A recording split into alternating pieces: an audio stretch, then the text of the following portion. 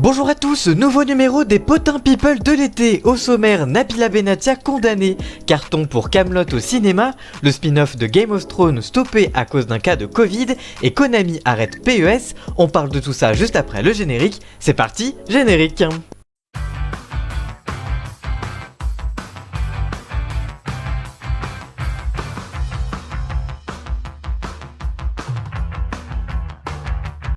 On commence avec le tournage du spin-off House of the Dragon interrompu par un cas de Covid-19. Nouveau contretemps sur le tournage de House of the Dragon, la série dérivée de Game of Thrones que prépare HBO. En effet, l'équipe a été contrainte d'arrêter momentanément les prises de vue à cause d'un cas de Covid-19 dépisté chez un membre de l'équipe. Cette pause de 2 jours entamée lundi sur le plateau situé au Royaume-Uni a pris fin ce mercredi. Je cite, dans le cadre du plan de dépistage rigoureux de toutes les équipes du tournage, un membre de la production de House of the Dragon a été testé positif au Covid-19. Conformément aux directives de l'industrie du divertissement, la personne concernée s'est isolée et tous ceux qui ont été en contact prolongé avec elle doivent observer une quarantaine, indique donc HBO dans un communiqué.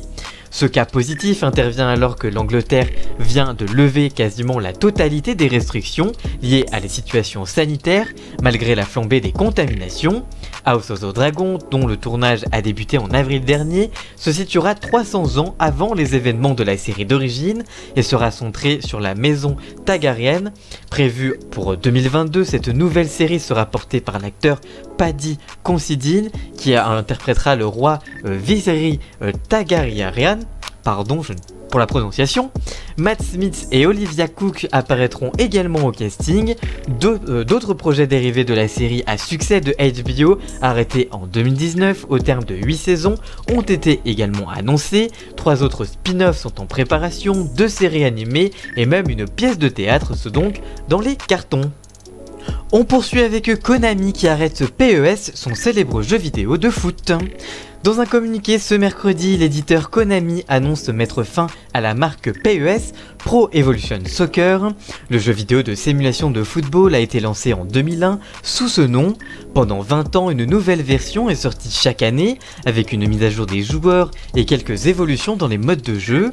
L'éditeur planche actuellement sur une nouvelle marque, eFootball, avec une révision totale de son modèle économique vers un free-to-play, à l'instar de nombreux jeux mobiles. Contrairement à PES, ce nouveau jeu sera en partie gratuit. Disponible pour l'automne prochain, il permettra aux utilisateurs de manier 9 équipes. Pour accéder aux autres clubs et aux divers modes de jeu, il faudra ensuite payer. eFootball pourra également être disponible sur mobile et permettra des modes multi-consoles.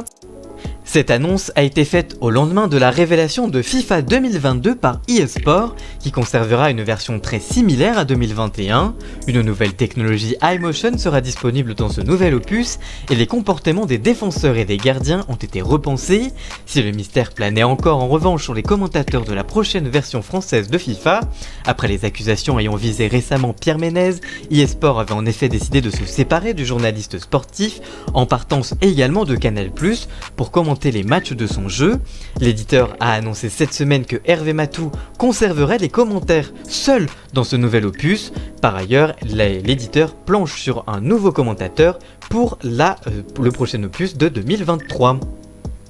Malgré l'obligation de présenter son pass sanitaire avant de s'installer dans un siège de salle de cinéma, le film Kaamelott premier volet a enregistré cette semaine son premier million d'entrées, dopé notamment par l'immense succès de ses avant-premières avec près de 307 000 places vendues. Le long métrage d'Alexandre Astier comptabilise ainsi 1 million d'entrées en une semaine en France, un véritable exploit quand on sait que l'application de l'obligation du pass sanitaire pour entrer dans une salle de cinéma, fixée dès le premier jour de l'exploitation le 21 juillet dernier, a provoqué une chute de près de 70% de la fréquentation des salles de cinéma. Autre statistique prouvant l'adhésion du public, la moyenne du nombre de spectateurs par copie du film s'élève à 1310, soit près de 4 fois plus que n'importe quel autre film disponible en ce moment en salle.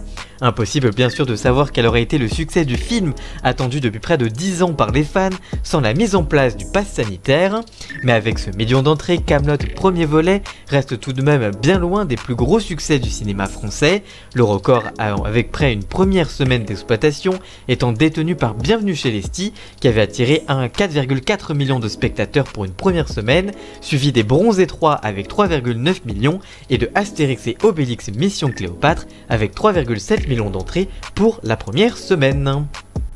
Cette semaine, l'ancienne star de télé-réalité Nabila Benatia Vergara a été sanctionnée d'une amende de 20 000 € par la répression des fraudes, la DGCCRF, suite à une pratique commerciale trompeuse.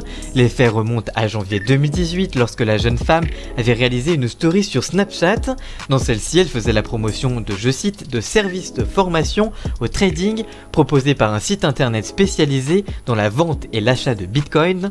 Cependant, l'influenceuse n'avait pas précisé qu'elle était rémunérée pour cette pub, comme l'explique le communiqué de la DGCCRF. Je cite, le défaut d'indication du caractère publicitaire de cette publication par un logo ou une mention orale ou écrite par exemple, constitue une pratique commerciale trompeuse à l'encontre de ses abonnés qui peuvent croire à tort que la promotion de l'influenceuse résulte d'une expérience personnelle positive désintéressée. Mais ce n'est pas tout car les propos de la story ont également été sanctionnés. En effet, la mise en avant de ce service, Nabila Benatia précise qu'il était possible grâce au conseil de trading de récupérer facilement les sommes investies et de réaliser même des rendements de 80%. Je cite, pour la DGCCRF, cela ne fait pas de doute, je cite, ces propos sont de nature à induire le consommateur en erreur sur les caractéristiques du service et les résultats attendus de son utilisation. En cela, ils révèlent eux aussi de la qualification de pratique commerciale trompeuse. L'amende de 20 000 € infligée par la répression des fraudes, en accord avec le procureur de la République de Paris, a été proposée, je cite, proposée et acceptée par Nabila. Le communiqué rappelle que, je cite, les influenceurs se professionnalisent et à ce titre doivent notamment se conformer aux règles prévues par le Code de la consommation.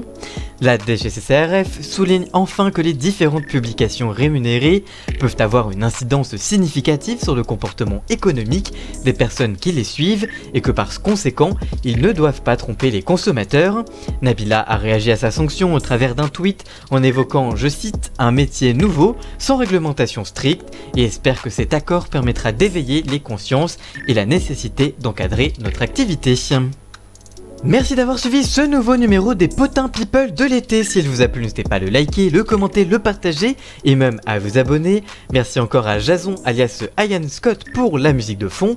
Les liens comme pour mes réseaux sociaux sont dans la description et donc on se retrouve la semaine prochaine. A très bientôt, ciao ciao.